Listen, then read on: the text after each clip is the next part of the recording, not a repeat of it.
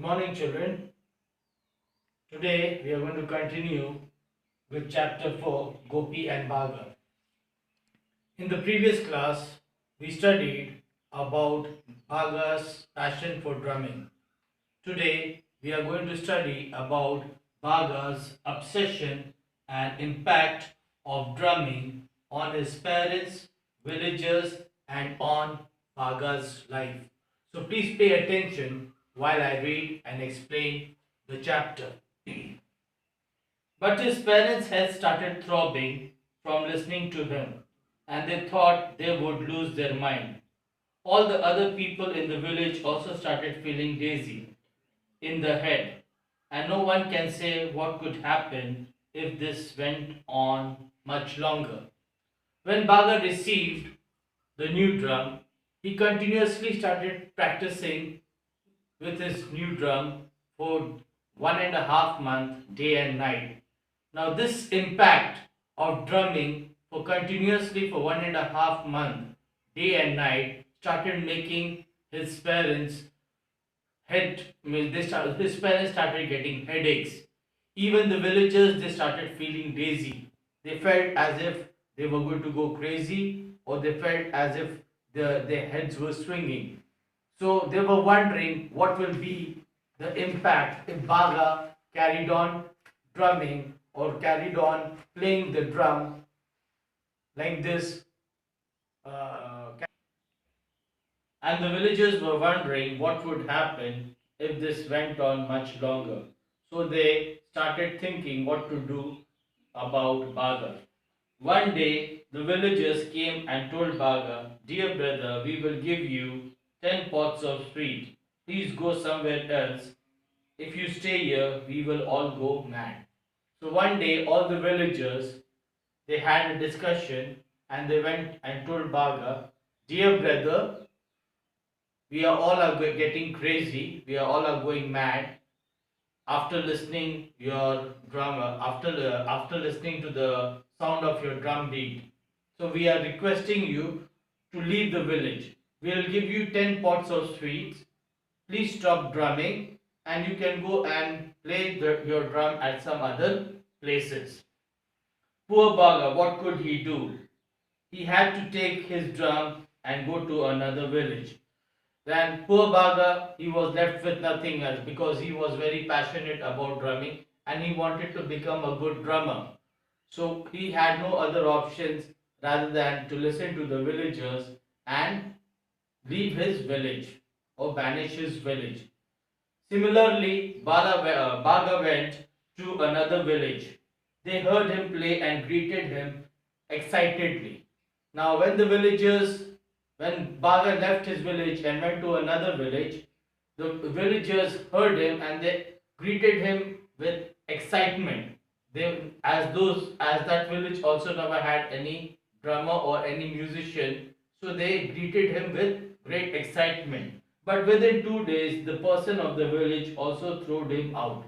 But within 2 days, because Baga's obsession for drumming was so intense that the people were getting crazy. They were getting fed up of listening to it. And within 2 days, they threw him out from that village. After that, wherever he went, he was driven out in no time. After that, wherever Baga went with his drum, he was not allowed to stay in that village or to stay in that small town anymore. He was homeless, he was shelterless, he had no food to eat, and he kept on roaming here and there with his dholak or with his drum. Baga started roaming the fields. When he felt hungry, he would go back to the village and start drumming. Then what happened was when Baga was thrown out from the village, or whichever village he went, nobody catered or took care of him. So whenever he started roaming the fields. He started wandering around the fields with his drum and playing his drum. So whenever he felt hungry, he used to go to a village or to his village and start drumming, and the people would provide him food as soon as possible, and the villagers would quickly bring food and heave a sign of relief when he left. So whenever he felt hungry, Bagha would go to the village or to another village and he would start drumming. And the villagers would bring food just to chase him out away as soon as possible. But soon they stopped bringing food. Instead, they drove him away. But as this carried on, and as the villagers were getting really fed up, and with his obsession for drumming, so at last the villagers they stopped bringing food also. Whenever Baga started playing the drum, the people were was getting disgusted, and they started getting very angry upon Baga and stopped giving him food also. Enough is enough, poor Baga. It is better to go and live in the forest than to suffer fools.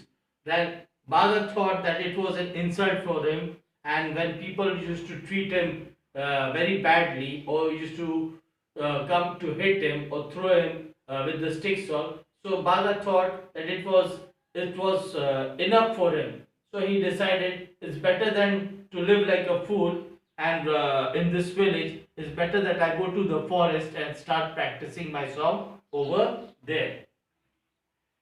I may get eaten up by a tiger, but at least I will be able to play my drum.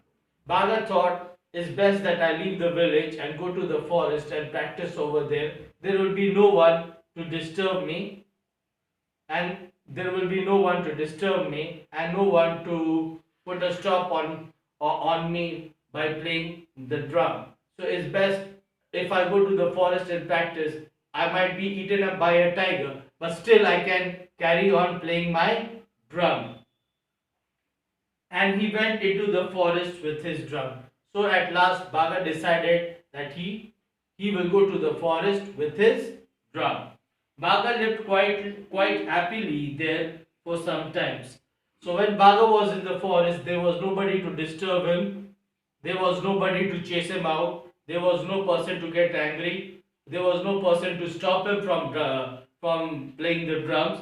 So he lived happily, and for few days he was very happy, and he kept on practicing his drum. He could play his drum without people chasing him out of the village. After a while, his peace was disturbed.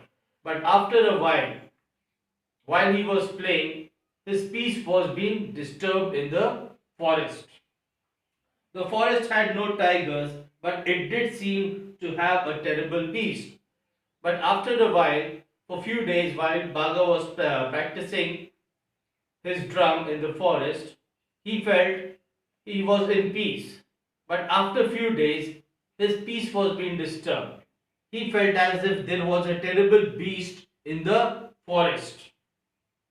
Baga hadn't seen it, but had heard it roar in distance.